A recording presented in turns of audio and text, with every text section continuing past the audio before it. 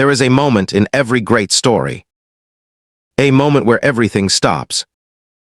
Where the most powerful beings in the universe go completely silent. Where all the advanced technology, all the ancient wisdom, all the galactic power means absolutely nothing.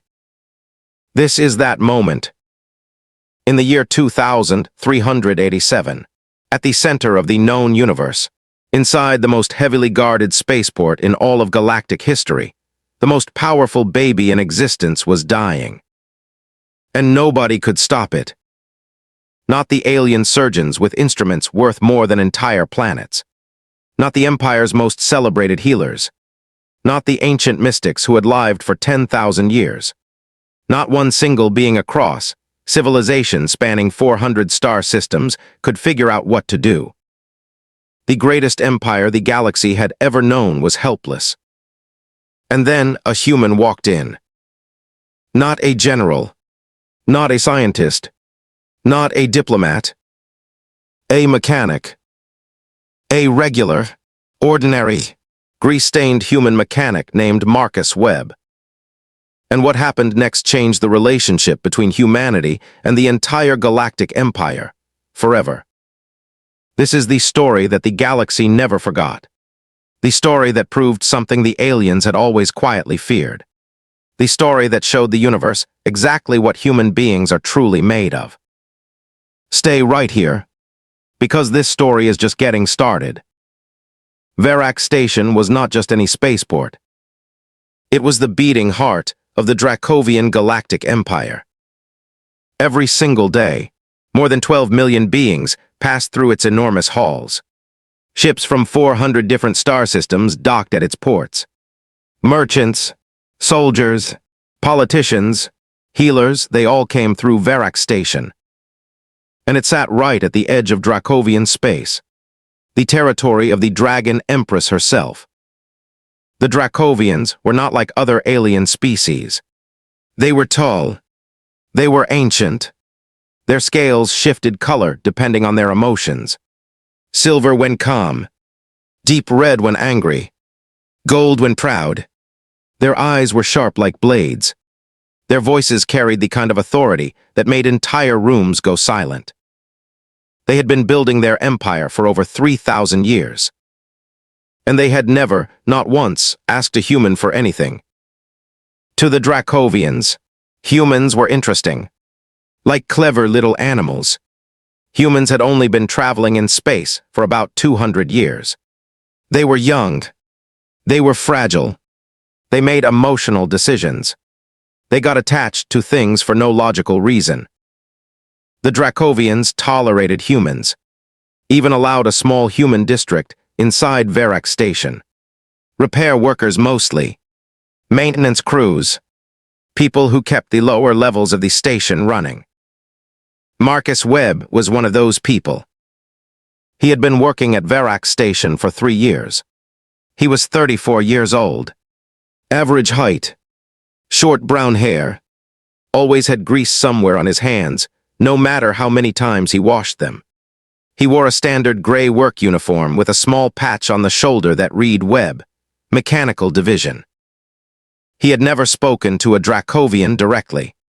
None of them had ever spoken to him. That was simply how things worked on the station. The Dracovians lived in the upper levels. Humans worked in the lower levels. Everyone stayed in their lane. Marcus was fine with that. He liked his work. He understood machines. He understood how things broke and how to fix them. There was something peaceful about that. Clear problems. Clear solutions. That morning, he had already fixed 3 separate coolant leaks in the lower docking bay. He was on his way to the maintenance room for a break when he heard it. A sound. A soft, broken, desperate little sound. It came from above him, from the upper-level transit corridor where the Dracovians moved. The sound drifted down through the ventilation grates in the ceiling. Marcus stopped walking. He had spent 3 years on the station. He had heard Dracovian voices every single day. He had heard their language, deep, layered, almost musical in a strange way. He had heard them laugh. He had heard them argue. He had heard the sharp, clipped tones they used when giving orders. But he had never heard one of them cry. That sound, that tiny, fragile, exhausted sound, did not belong in this station. It did not belong in this empire. It was too small, too honest, too human, almost. Marcus stood completely still for a long moment. Then he looked up at the ceiling great above him. And he made a decision that would change his life completely. He went to find the stairs. The upper corridor was a different world. The floors were polished to a mirror shine. The walls had geometric carvings that glowed faintly in gold. The air was slightly cooler and cleaner than the lower levels. And at the end of the corridor, surrounded by a ring of armored Dracovian soldiers and medical officers, was the Empress. Marcus had seen images of Empress Velara before. Everyone on the station had. She was legendary, over 8 feet tall, scales the color of dark storm clouds, eyes that burned like 2 small suns. She had ruled the Dracovian Empire for over 200 years. Right now, she was on her knees on the floor. And in her massive armored hands, she was holding something very small. Something green. Something that was shaking. Something that made that broken little sound. Her child. The baby was called SYR. That was his name in the Dracovian language. It meant first light. The light that comes just before the sun rises. The most precious kind of light, because it means the darkness is finally ending. Empress Velara had waited 140 years for a child. In Dracovian culture, children were rare. A royal child was rarer still. When SYR was born, the entire empire celebrated for 7 full days. Every star system under Dracovian rule lit ceremonial fires. Songs were written. Statues were commissioned. SYR was not just a baby. He was the future of an empire 400 star systems wide. And right now, he was dying. Nobody knew why. It had started 6 hours ago. A trembling in his small body. Then labored breathing. His scales, which should have been bright green and gold like all young Dracovians, had turned pale, almost gray. His eyes, which were always curious and wide and alive, had gone glassy. The Empress had immediately called for her best healers. They had arrived within minutes. They scanned SYR with instruments that cost more than most planets. They ran 17 different diagnostic programs. They consulted medical archives that stretched back 2,000 years. Nothing. No match. No diagnosis. No explanation. Head healer Thuron, who had treated 3 different Dracovian emperors over his 400-year career, stood before the Empress with his hands at his sides and his silver scales flushed with pale shame. "My Empress," he said quietly, "we cannot identify the cause." The Empress said nothing. She just looked down at her child. Thuron called for backup. Within 2 hours, 7 more senior healers had arrived. 2 of them were considered the greatest medical minds in the Empire. One had written the most important medical texts in Dracovian history. The other had discovered 3 entirely new diseases and created cures for all 3. They examined SYR together. They argued in low voices. They ran more tests. They tried 3 different treatments, carefully selected from the most advanced Dracovian medicine available. SYR got worse. His breathing became more ragged. The trembling intensified. The grayness spread across more of his small body. The Empress had not moved from the floor. Around her, the senior staff of the Empire's greatest spaceport stood in helpless silence. Admirals, senators, station commanders, beings who had faced wars, political crises, natural disasters, beings who had made decisions that affected billions of lives. None of them could do anything. An aide quietly suggested sending a signal to the Dracovian homeworld. Perhaps specialists there might have answers. It would take 4 hours for the message to arrive. Another 4 for the response. 8 hours total. SYR did not have 8 hours. The healers had quietly communicated that to each other already. SYR had perhaps 3, maybe 4 at most. The corridor had gone completely quiet, except for the soft sound of SYR struggling to breathe. And that was the silence that Marcus Webb walked into. He had come up the stairs slowly. He had stopped at the edge of the corridor, half hidden behind a support column. He could see the ring of soldiers. He could see the medical equipment. He could see the back of the Empress, her massive shoulders slightly curved, the posture of someone holding something precious and terrified of dropping it. He could see SYR. And Marcus Webb, who fixed coolant leaks and broken turbines for a living, stood very still and looked at that tiny, pale, shaking body. And something moved in his chest. A soldier noticed him. She was 6.5 feet tall. Her scales were dark blue. Her hand moved to the weapon at her side before she had even consciously decided to do it. Human, she said. The word was flat. Not cruel, just final. A simple statement of the obvious problem. This area is restricted. Return to the lower levels. Marcus did not move. The soldier took one step toward him. I can help, Marcus said. The corridor went even more quiet than it already was, which should not have been possible. The soldier stared at him. You will return to the lower levels, she said again. Same flat voice, but there was something new in it now. Something that, in a human, might have been called confusion. I know what's wrong with the baby, Marcus said. He didn't know if that was completely true, but he had an idea.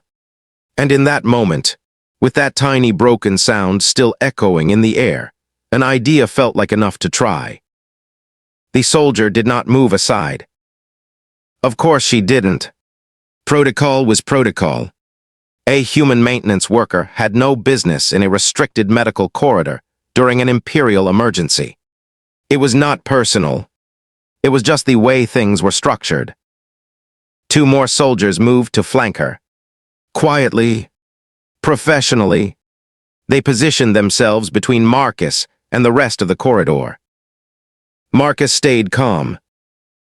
He had learned something important in 3 years on Verax Station. Dracovians responded to calm. They did not respond well to panic or aggression or desperation. Those things made their scales shift red. But calm, genuine, quiet, steady calm, that made them pause. I am not here to cause trouble, Marcus said. I don't want to be in your corridor. I don't want to be near your Empress.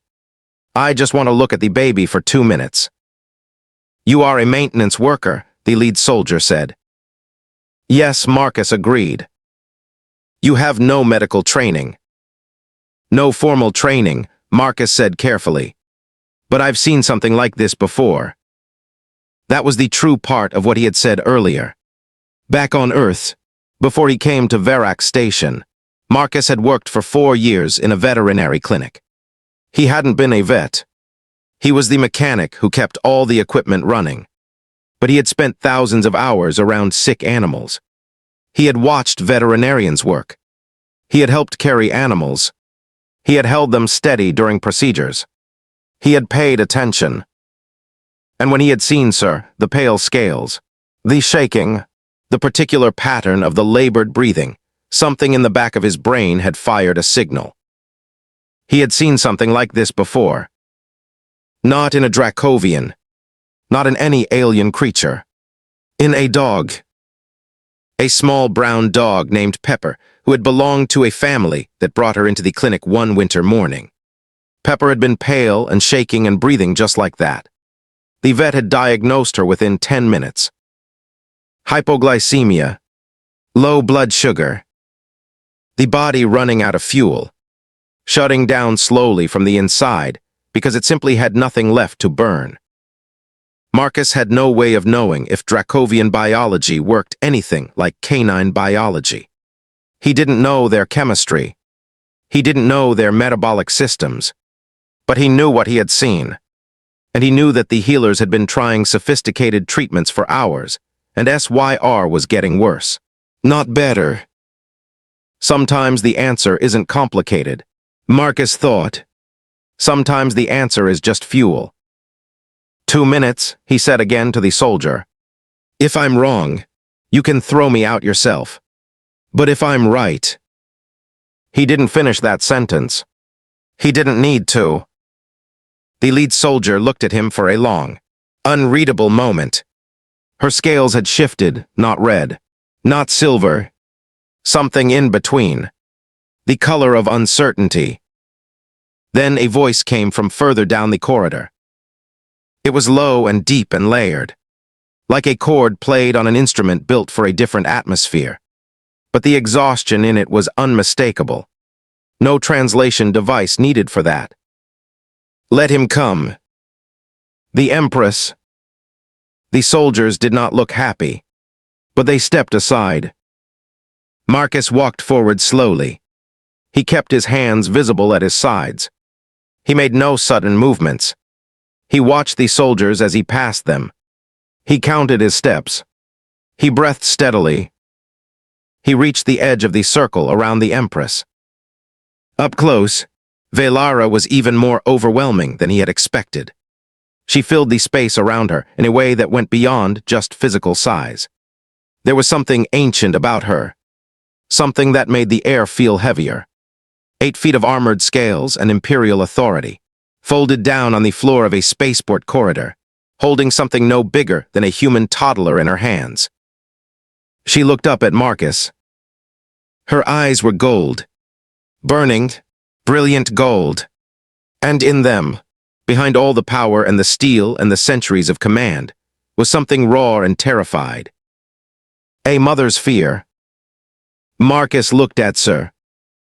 The baby dragon was barely conscious now. His tiny chest rose and fell in shallow, uneven movements. His scales were almost entirely gray. His small clawed hands were curled loosely against his body. Marcus took a breath. May I ask the healers one question, he said. He kept his voice quiet, respectful.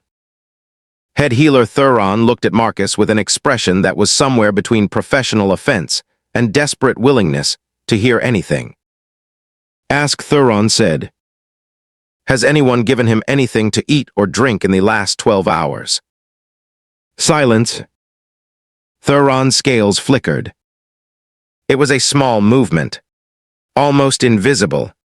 But Marcus had spent 3 years watching Dracovians, and he had learned that tiny scale flicker was the Dracovian equivalent of a sharp intake of breath.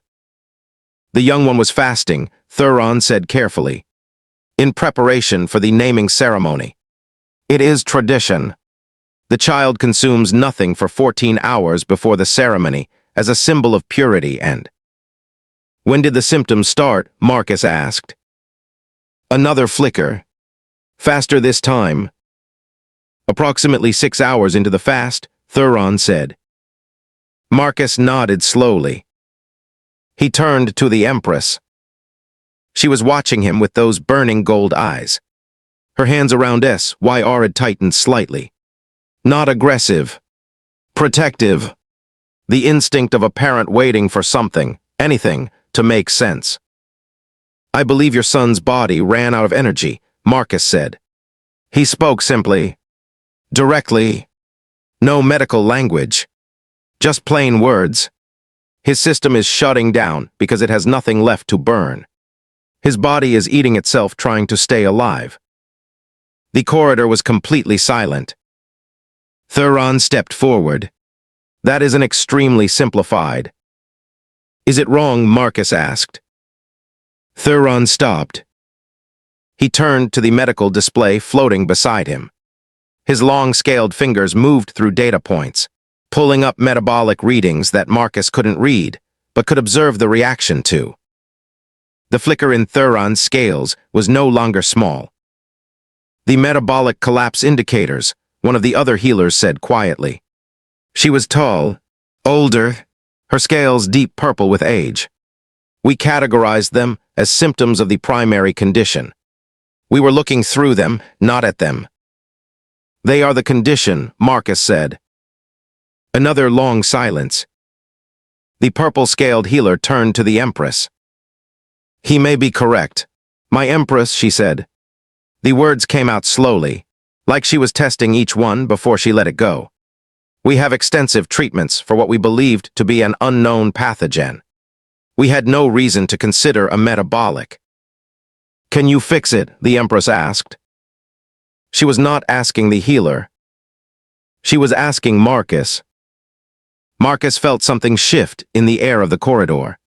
Every soldier, every official, every medical officer in that space was now looking directly at him.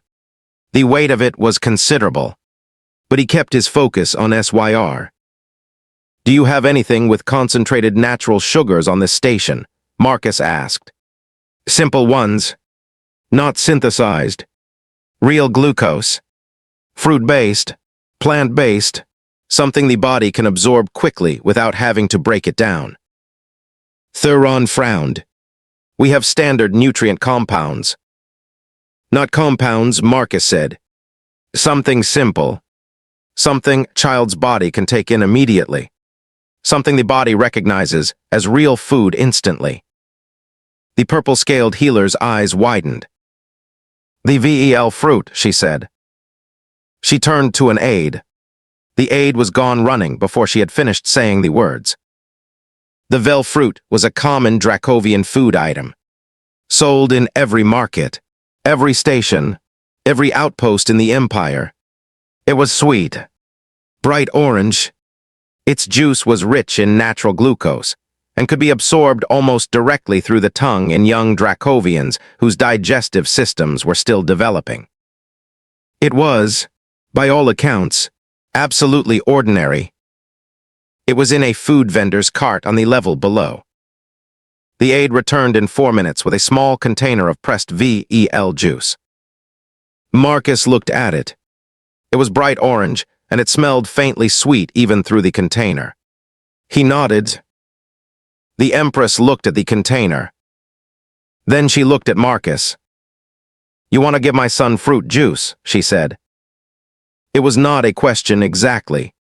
It was more like she was saying it out loud to see if it made sense when spoken. Every word precise and careful.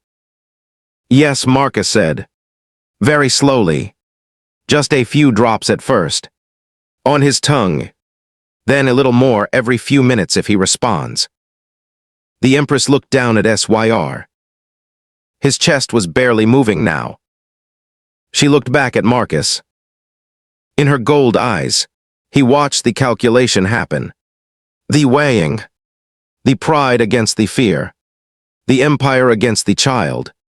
The ancient certainty against the impossible simplicity of what this human was suggesting. And then Empress Velara opened the container. And she tilted one single drop of orange fruit juice onto the tip of her armored finger. And she touched it, as gently as anything that powerful had ever moved, to her son's lips. Nobody moved. Nobody spoke. The entire corridor, soldiers, healers, imperial staff, all of it held completely still like someone had pressed pause on the universe.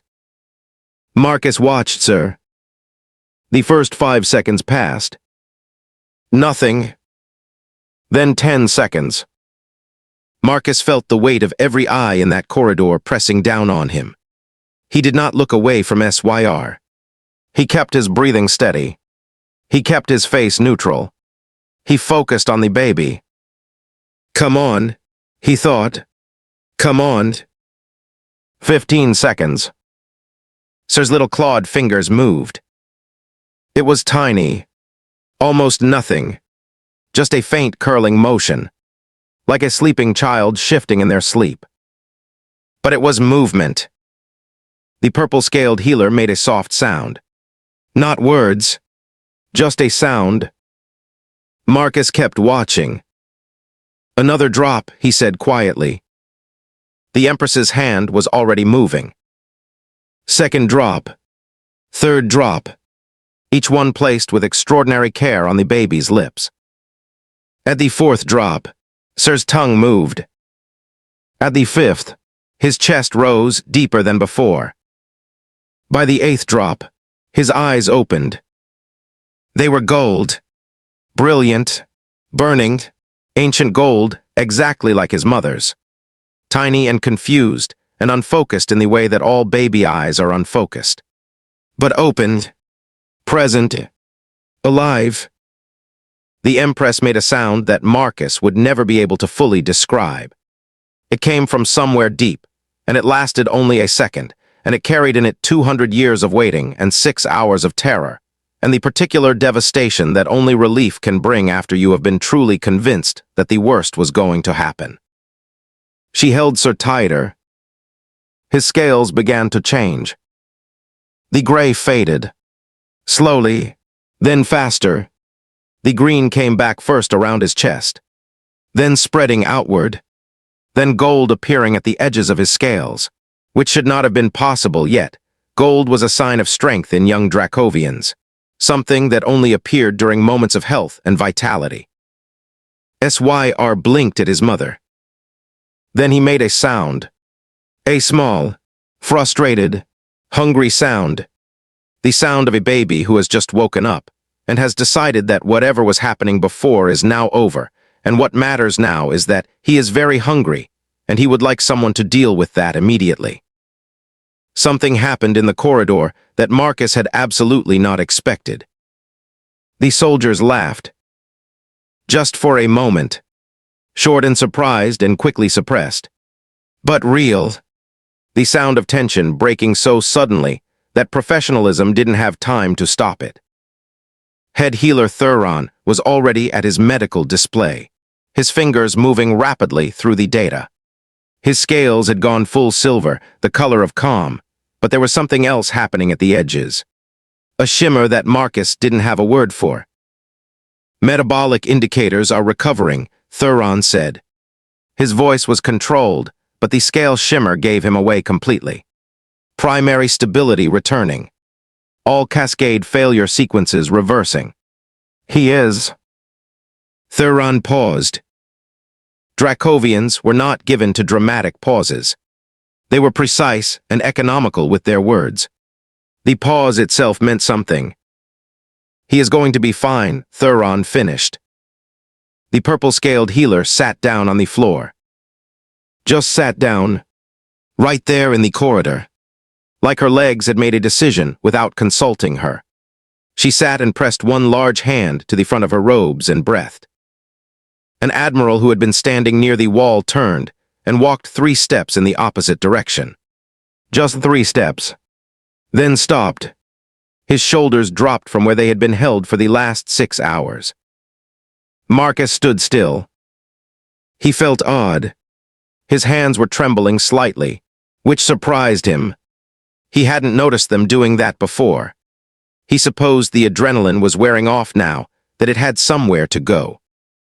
He looked at SYR, who was now actively squirming in his mother's hands and making increasingly clear statements about his hunger. Then Marcus looked at the Empress. She was still on her knees on the floor. She had not moved. She was looking down at her son with an expression that Marcus felt like he was intruding on just by witnessing. It was too private, too enormous. Then she looked up. Her gold eyes found Marcus. And Marcus Webb, maintenance worker, mechanic, the man who fixed coolant leaks and broken turbines on the lower levels, stood in the upper corridor of Verax Station and held the gaze of the most powerful being in 400 star systems. Neither of them said anything for a long moment.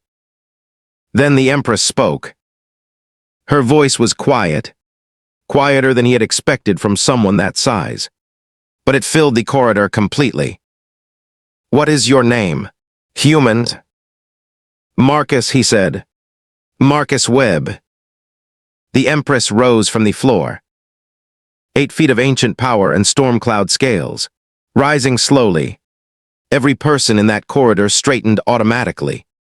Instinct, the presence of something old and immense, and demanding acknowledgement from every spine in the room. She stood, and then Empress Velara of the Dracovian Galactic Empire, ruler of 400 star systems, sovereign of 3,000 years of unbroken imperial history, bowed. Not deeply, not the kind of bow a subject gives to a superior. A different kind, the bow that equals give to equals. Slow and deliberate, head dipping forward, held for 3 full seconds. The corridor did not react, not because they were unmoved, because they were all so completely stunned that reaction had simply not caught up with the moment yet. Marcus Webb did not know what to do. He bowed back. It was not graceful. It was a little awkward and a little late and entirely sincere. When he straightened, the Empress was watching him with those gold eyes, and something in them was different now. Something had shifted. Not just relief, not just gratitude, something older and harder to name. Respect.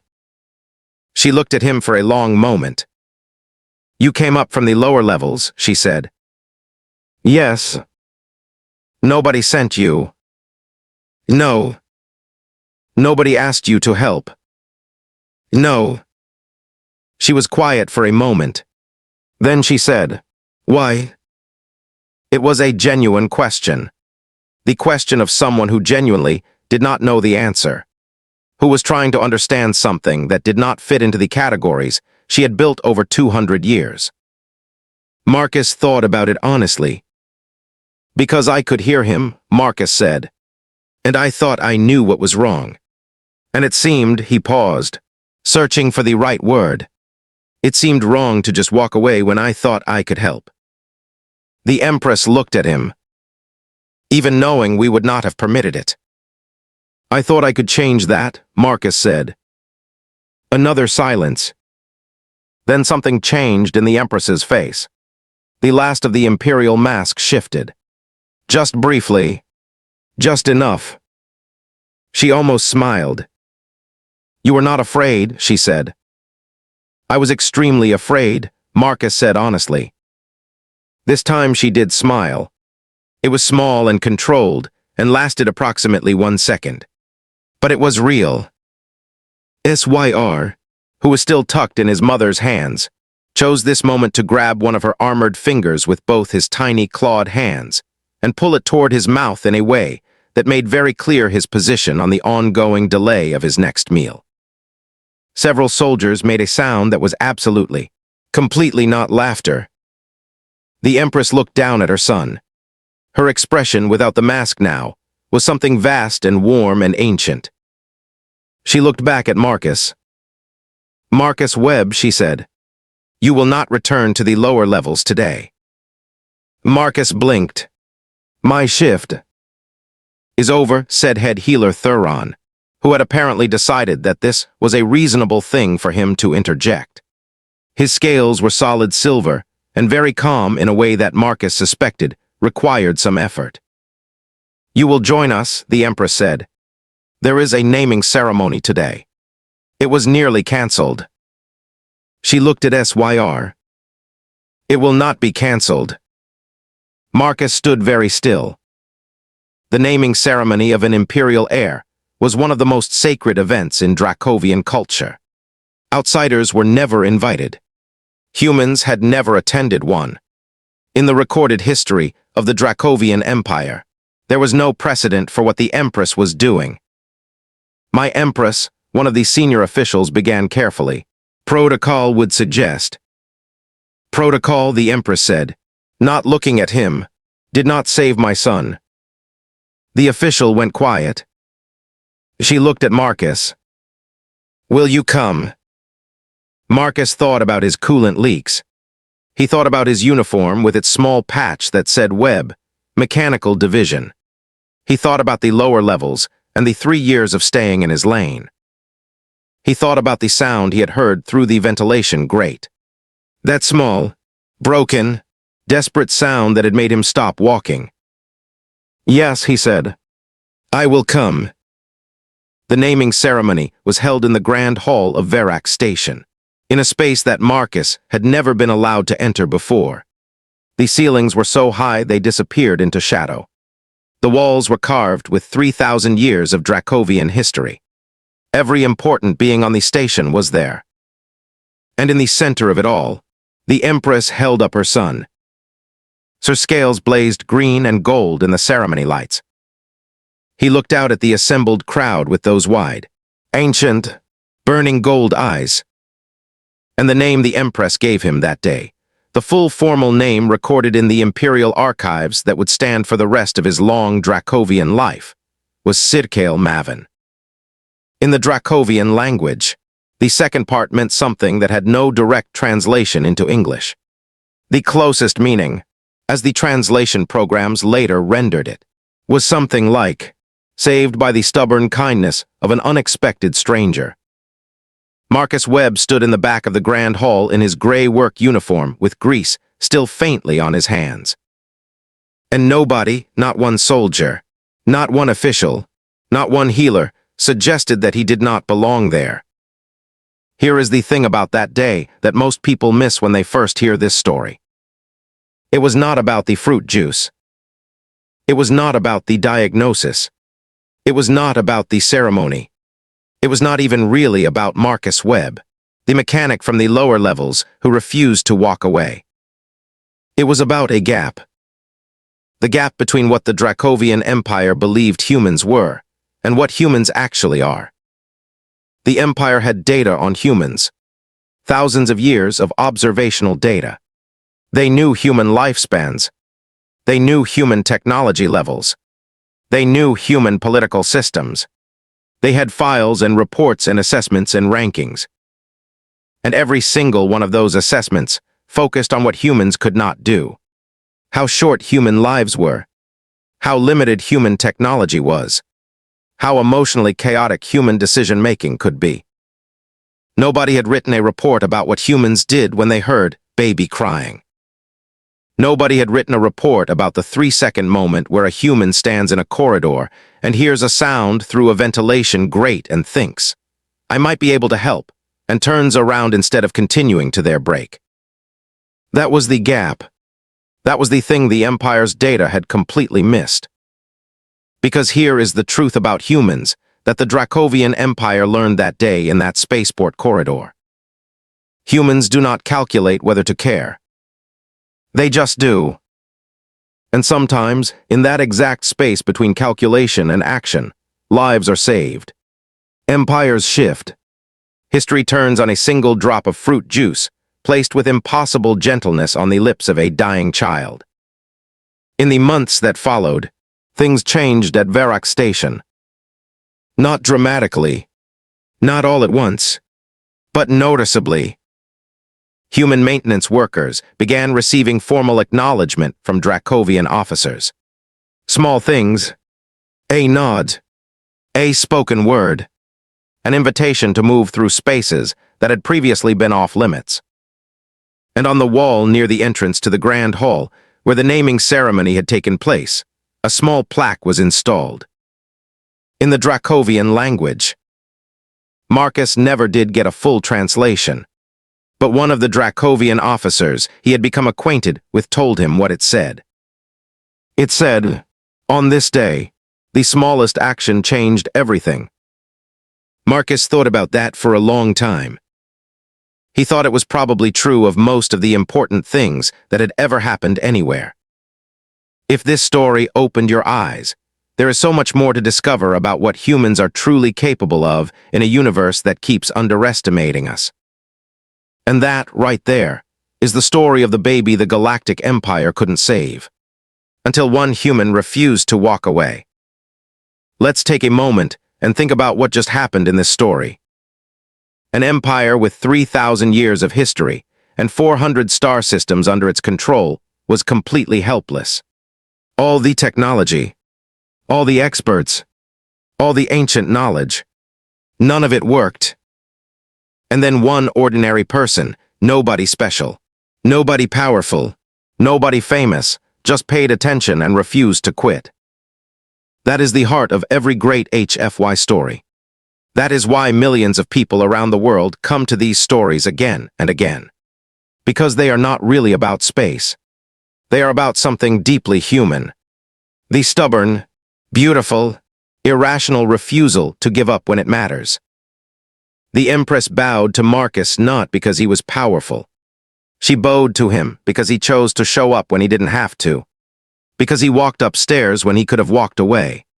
Because he spoke when he could have stayed quiet. That choice, that single small choice in a spaceport corridor, changed everything. And the second thing this story teaches us is something that every HFY fan already knows in their bones. The universe is big, and we are young, and there are things we cannot do yet, and things we have not learned yet, and places we cannot reach yet. But there are things that humans do that no amount of ancient wisdom or advanced technology can replicate. We show up. Now, here is the question I want you to think about and drop in the comments below. If you were Marcus Webb, and you heard that sound through the grate in the ceiling, would you have gone upstairs? Or would you have told yourself it wasn't your problem? I want to know, because I think that answer says something real about all of us. If you are still here, you are exactly the kind of person this channel exists for. So hit that subscribe button right now. Every single week we bring you the best HFY stories from across the internet, narrated, produced, and built to give you that feeling that this story just gave you. Smash that like button if Marcus Webb deserved every second of that ceremony. And if you want more stories like this one, the next video is already waiting for you. It is another HFY story. Another moment where the universe underestimated us. And another human who did exactly what humans do. We will see you there.